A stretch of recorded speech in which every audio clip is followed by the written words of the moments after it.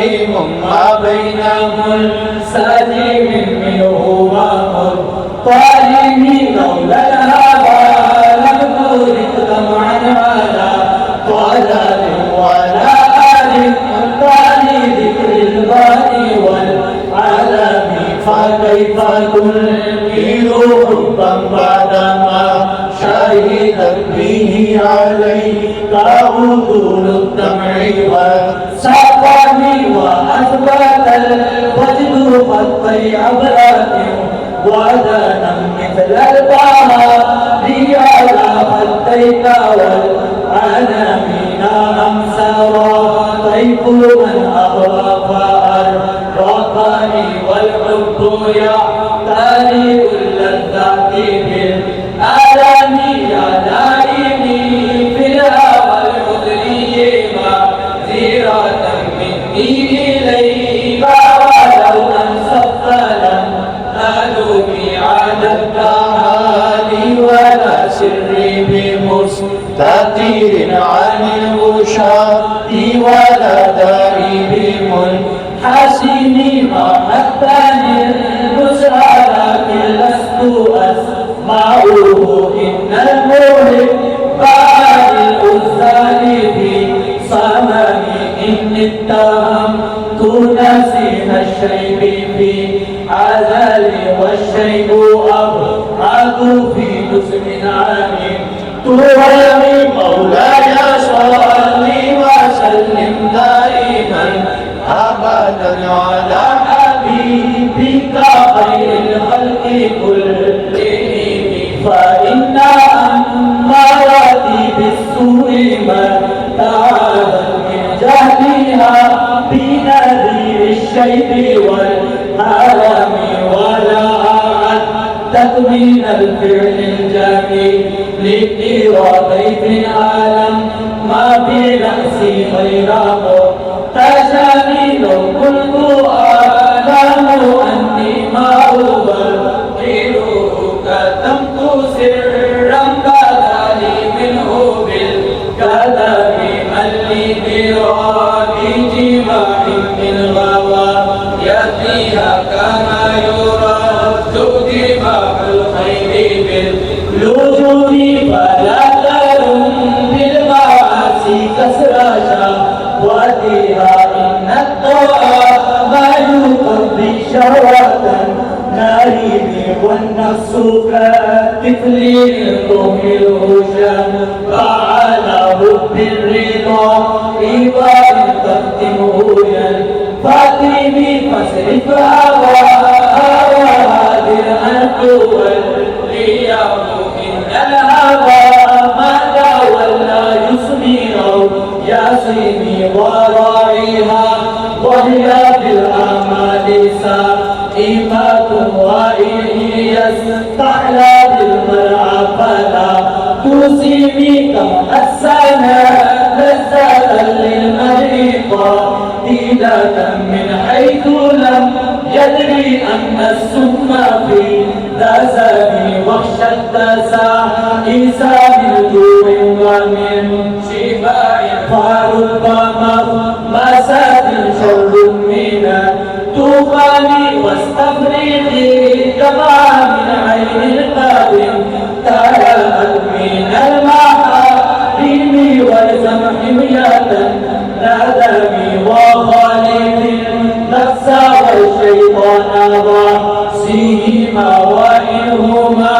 ضحدك النسك فاتهم ولا تطع منهما خصما ولا حكما فأنت تعرف كيد الخصم والحكم أستغفر الله من قول بلا عمل لقد نسبت به نسلا لذي وقومي أملتك الخير لكن ما اختبرت به وما استقمت فما قولي لك تستقيمي ولا تزودت قبل الموت نافلة ولم أصلي سوى فرد ولم أصومي مولاي صل وسلم دائما أبدا على حبيبك خير الخلق كلهم مولاي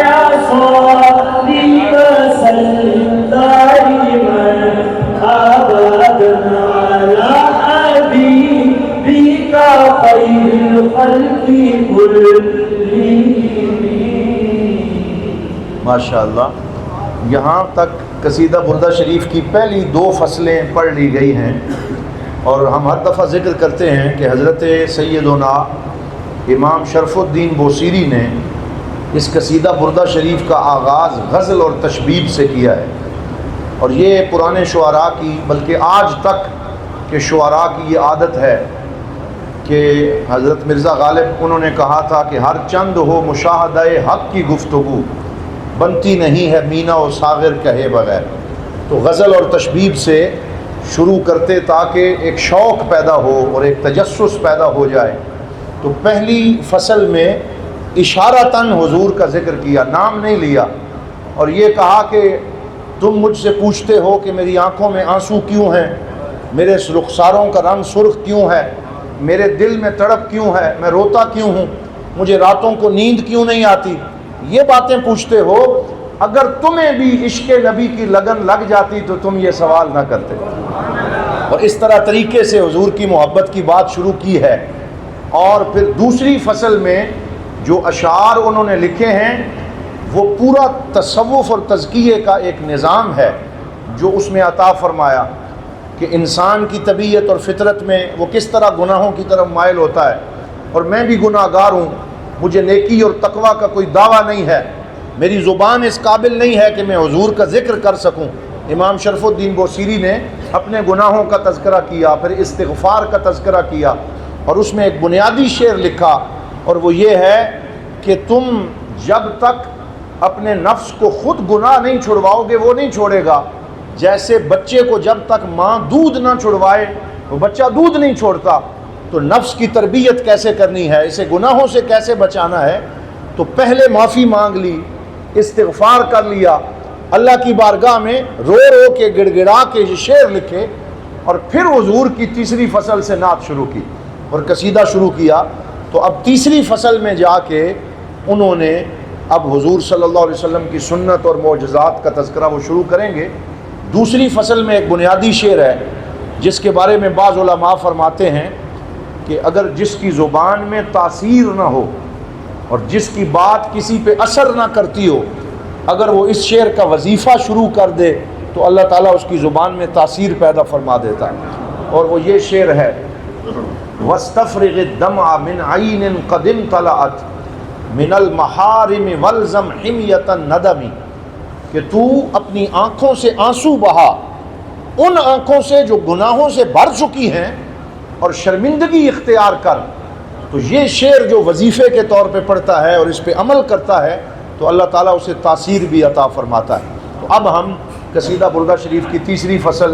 سنتے ہیں جس میں سرکار دو عالم صلی اللہ علیہ وسلم کے کمالات کا تذکرہ ہے۔ حضور کا نام نامی اس فصل میں جا کے انہوں نے لیا: محمد سید الکونین والثقلین والفریقین من عرب ومن عجم۔ تو آئیے اب تیسری فصل سنتے ہیں۔ مولاي صل وسلم دائما ابدا على حبيبك خير الخلق كلهم مولاي صل وسلم دائما ابدا على حبيبك خير الخلق كلهم مولاي صل وسلم دائما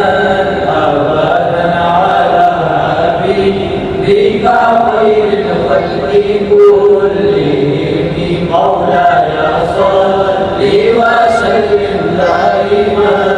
ابدا على حبيبك خير الخلق كلهم سلمت سنة من أهلك لنا إلى تشهد قدمه كرام ورام وشد من سغام عشاءه وتواتر الحجارات كشفا تترف الألم وراودت الجبال شم من ذهب عن نفسه فأرى أيام شمم وأكدت زهده فيها ضرورته إن الضرورة لا تعدو على اللسان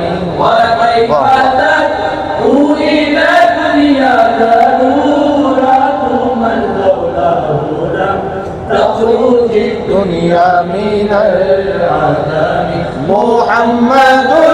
سيد الكونين والثقلين محمد طيب من عرب ومن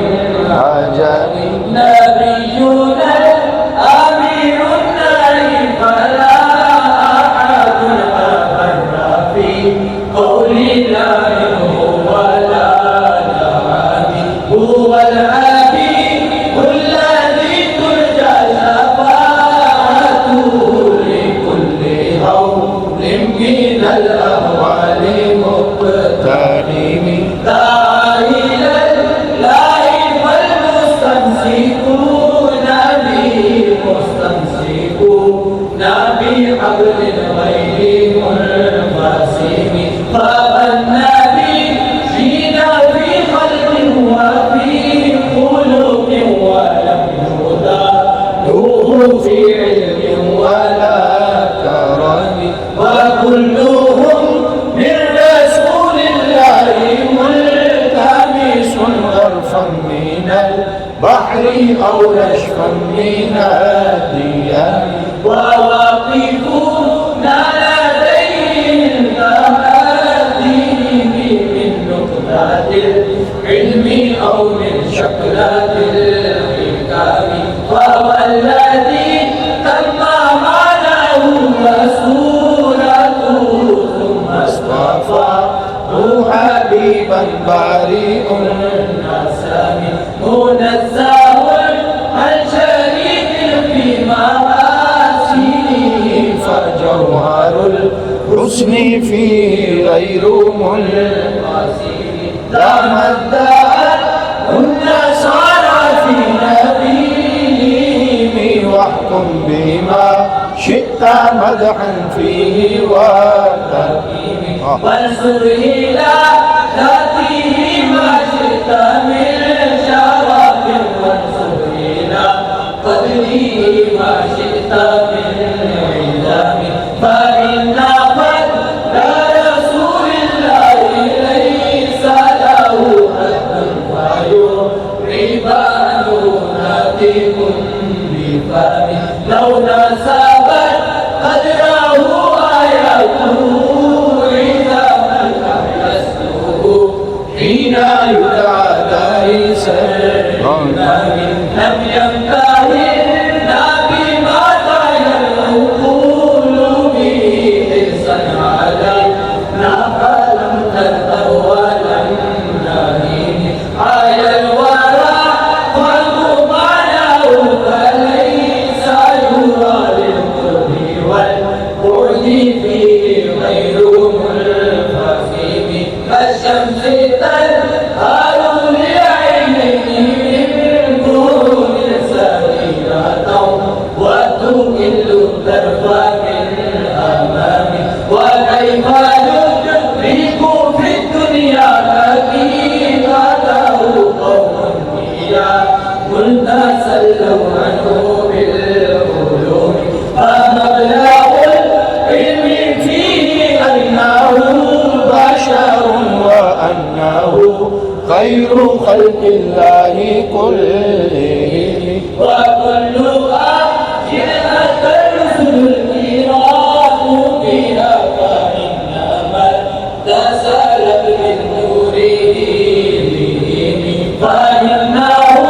شمس فضل الكواكب ويظهرن من وراها للناس في ظلام حتى إذا طلعت في الكون عما هداها العالمين وأحيت سرير الأمم أكرم بخيرنا بإذانه للحسن مشتمل بالبشر متسم كالزهر في ترف والبدر في شرف والبحر في كرم والدهر في إمام كأنه وهو خلق في دلالته في أسفل حين تلقاه وفي أشان كأنما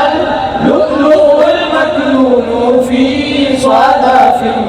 معدني منطق منه ومبتسم لا طيبا يا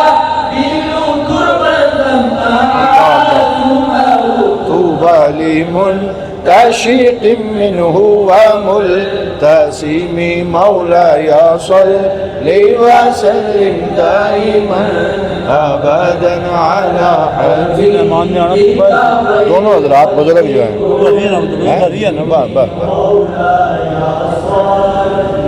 وسلم دائما ابدا على حبيبك خير الخلق كلهم.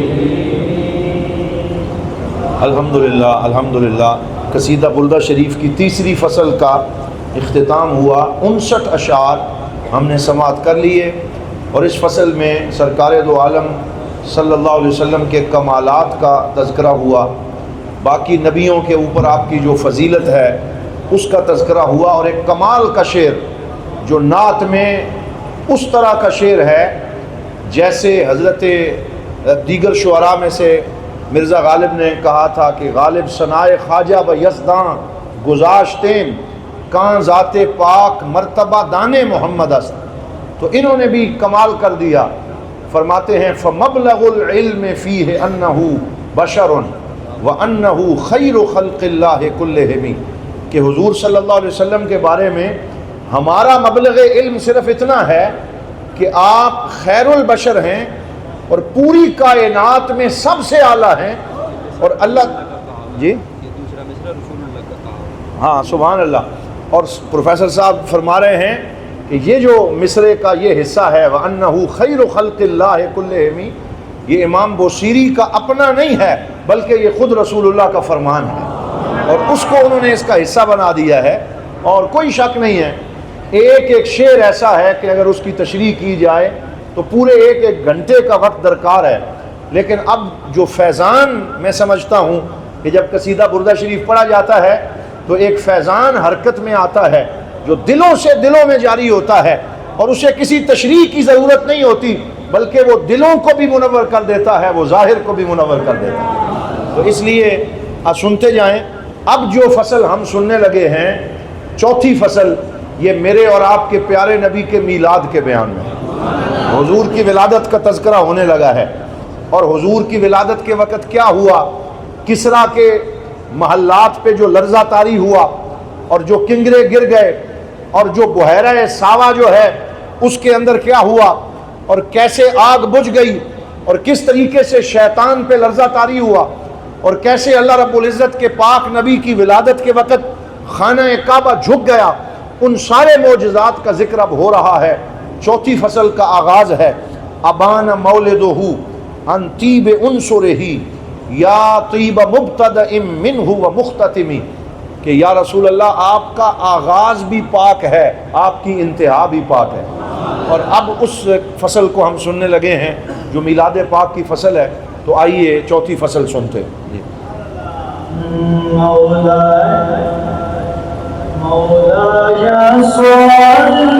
وسلم دائما ابدا مولاي صل وسلم دائما ابدا على حبيبك خير الخلق كلهم مولاي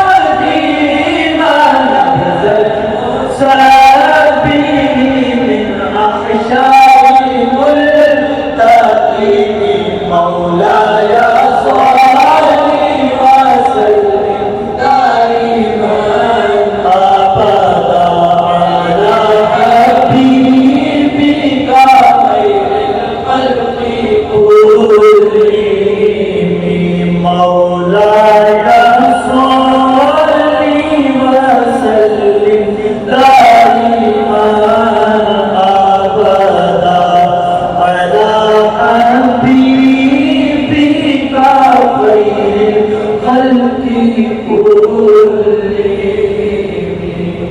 ماشاء اللہ. حضرات محترم، قصیدہ بردہ شریف کی 4 فصلیں مکمل ہوئیں، 72 اشعار ہم نے سماعت کر لیے، اور اب 5ویں فصل میں حضور نبی رحمت صلی اللہ علیہ وسلم کے معجزات کا تذکرہ ہے. اور اس کا پہلا شعر ہی کتنا خوبصورت ہے. جاءت لدعوتہ الاشجار ساجدۃ تمشی الیہ علی ساق بلا قدم، کہ میرے پاک نبی کی شان یہ تھی کہ آپ درختوں کو بھی اگر بلاتے تو درخت اپنی جڑوں سے اکھڑ کے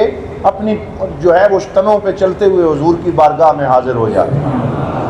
اور سرکار دو عالم صلی اللہ علیہ وسلم درخت جب حضور کی طرف آتے تو جیسے قلم کاغذ پہ لکھتا ہے، اس طرح درخت زمین پہ حضور کی شان لکھتا تھا اور کلمہ طیبہ لکھتا تھا. اور پھر اس کبوتری کا ذکر کیا جس نے غار ثور کے سامنے انڈے دے دیے، اور اس مکڑی کا ذکر کیا جس نے حضور کی حفاظت کے لیے جالا بن دیا، اور پھر سیدنا صدیق اکبر کی محبت کا ذکر کیا. فالصدق فی الغار والصدیق لم یریا وہم یقولون ما بالغار من ارمی، کہ جب غار میں حضور تھے تو غار میں صدق بھی تھا، غار میں صدیق بھی تھا، سچائی بھی تھی اور سچائی کی تصدیق کرنے والا بھی تھا. اور بڑی شان سے غار ثور کا تذکرہ کیا، دیگر معجزات کا تذکرہ کیا. آئیے اپنے پاک نبی صلی اللہ علیہ وسلم کے معجزات کا تذکرہ کرتے ہیں، لیکن اپنے ان دوستوں کی حوصلہ افزائی بھی ہو جائے. ایک دفعہ محبت سے بولیں مرحبا مرحبا آمد مصطفیٰ، آمد مصطفیٰ چہرہ والضحیٰ. ہم اپنے نبی کے، ہم اپنے نبی کے، ہم اپنے نبی کے، صدیق و عمر کے، عثمان و علی کے، تاجدار ختم نبوت، تاجدار ختم نبوت. تو آئیے حضرات محترم قصیدہ بردہ شریف کی 5ویں فصل سماعت کرتے ہیں. مولاي صل وسلم دائما أبدا على حبيبك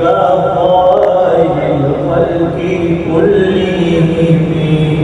مولاي صل وسلم دائما أبدا على حبيبك خير الخلق كلهم. مولاي صل وسلم دائما أبدا على حبيبك خير الخلق كلهم. جاءت لدعوته الأشجار ساجدة تمشي إليه على ساق بلا قدم كأنما سطر سطرا لما كتب فروها من بديع الخط في اللقب مثل الغمامات أنت سار سخيرة فيها الطاوات للحجير نبي. أقسمت بالقمر المنشق إن له من قلبه نسبة مبرورة القسم. وما خاب القول من خير ومن كرم طرف من الكفار عنه آمين. فالصدق في الغالب والصديق لم يرجع فهم يقولون ما بالغار من هرم. ذل الأموات العنكبوت على خير البريات لم تنسج ولم تقومي بقاية الله أبنت مضاعفات من الدروع وأنعام من الحكم ما سامني الدهر ديما واستجدت به إلا ونلت جوارا منه لم جدمي ولا التمست غنى دارين من جديد إلا استلمت الندى من خير مستلم لا تنكر الوحي من رؤياه إن له قلبا إذا نامت العينان لم ينم وذاك حين بلوغ من نبوته فليس ينكر فيه حال ملتحم تبارك الله ما وحي بمكتسب ولا نبي على غيب بمتهم كم أبرأت وسبا باللمس راحته وأطلقت أريبا من ربقة اللمم وأحيت السنة الشهر دعوته حتى أتته الردى في الأعصر الدهم بعالم الجزاء في القلب ضابيا سيبا من الجمع أو سيلا من العالم مولاي صل وسلم دائما أبدا على حبيبك خير الخلق كلهم مولاي صل وسلم دائما أبدا على حبيبك خير الخلق ماشاءاللہ ماشاءاللہ. قصیدہ بردہ شریف کی 5ویں فصل کا اختتام ہوا. 88 اشعار مکمل ہوئے. اس فصل میں حضور کے معجزات کا تذکرہ ہوا اور بالخصوص غار ثور کا. یہ شعر خاص توجہ ہم سے طلب کرتا ہے. وہ لوگ جو یہ سمجھتے ہیں کہ بڑے بڑے باڈی گارڈ ہمیں بچائیں گے یا بڑے بڑے قلعے ہمیں بچائیں گے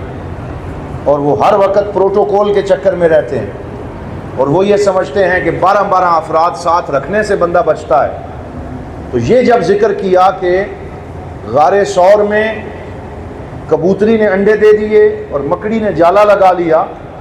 تو فرماتے ہیں وقایت اللہ اغنت عن مضاعفت من الدروع وعن عال من الاتم. کہ دیکھو اللہ نے جب اپنے محبوب کو بچانا چاہا تو نہ اللہ کو قلعوں کی ضرورت پڑی نہ اللہ تعالیٰ کو زروں کی ضرورت پڑی. اس نے بچانا چاہا تو ایک کبوتری اور مکڑی کے ذریعے ہی بچا دیا.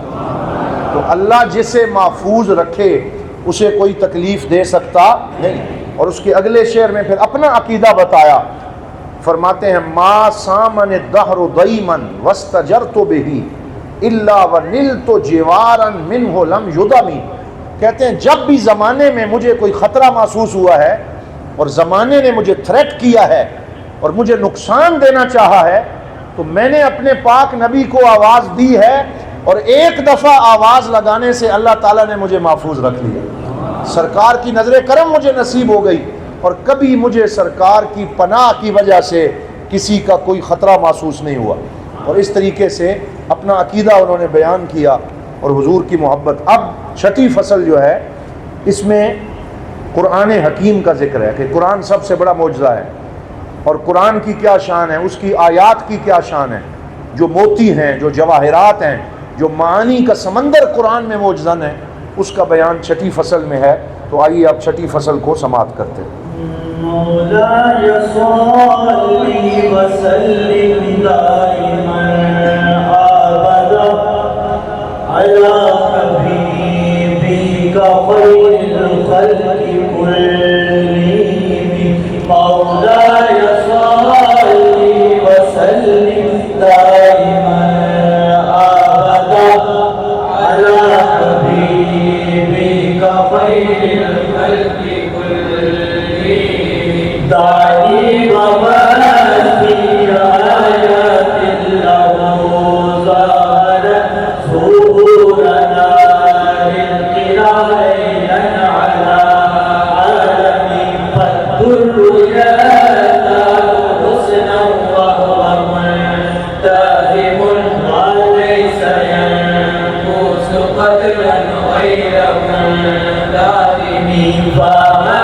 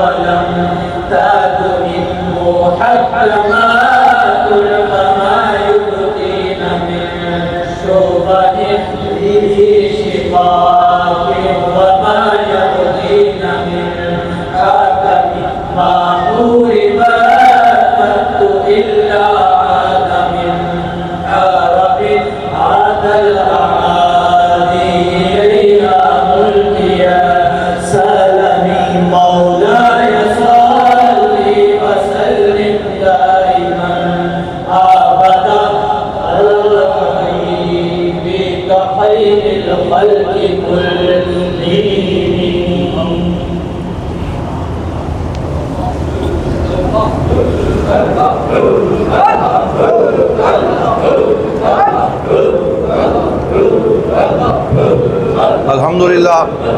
ہمارے استاد گرامی حضور ضیاء الامت کے اولین شاگرد حضرت قبلہ استاذ العلماء ملک عطا محمد صاحب اور حضور شیخ الحدیث پیر سید محمد اقبال شاہ صاحب گیلانی حفظہ اللہ تعالی، دونوں بزرگ شخصیات جلوہ فرما ہو رہی ہیں۔ سارے احباب مل کے ان کا استقبال کریں۔ نعرہ تکبیر، نعرہ رسالت، سیدی مرشدی، سیدی مرشدی، سیدی مرشدی، نبی کا جو غلام ہے، نبی کا جو غلام ہے۔ الحمدللہ یہ دونوں وہ بزرگ شخصیات ہیں، تشریف رکھیں، جن کو قرآن و سنت کی تعلیمات پڑھاتے ہوئے نصف صدی سے زیادہ عرصہ گزر چکا ہے، اور یہ ہمارے قبلہ حضور شاہ جی مسند حدیث پہ بیٹھ کے حضور کی حدیث پڑھاتے ہیں اور سارا دن قال اللہ و قال رسول اللہ صلی اللہ علیہ وسلم کا سبق دیتے ہیں۔ اور قبلہ استاد جی نے حضور ضیاء الامت جسٹس پیر محمد کرم شاہ صاحب الازہری رحمۃ اللہ تعالیٰ علیہ کے پاس بیٹھ کے سب سے پہلے شاگردوں میں ان کا نام آتا ہے، سبق پڑھا اور پھر اسی دن سے استاد بن گئے، اور جب سے دارالعلوم بنا ہے اس وقت سے لے کے آج تک پڑھا رہے، اور ہزاروں علماء کے استاد ہیں۔ ان کے چہرے کی زیارت کرنا بھی ثواب ہے، تو ان کی زیارت بھی کریں، اور آل نبی اولاد علی سرکار دو عالم صلی اللہ علیہ وسلم کی نسل پاک سے جن کا تعلق ہے، تیری نسل پاک میں ہے بچہ بچہ نور کا، تو ہے عین نور تیرا سب گھرانہ نور کا۔ حضور قبلہ شیخ الحدیث صاحب، میں نے بڑے ادب سے ریکویسٹ کی، اور ایک ہی ریکویسٹ پہ اتنے کریم ہیں کہ سفر کر کے آئے تھے، تھکے ہوئے تھے، لیکن پھر بھی تشریف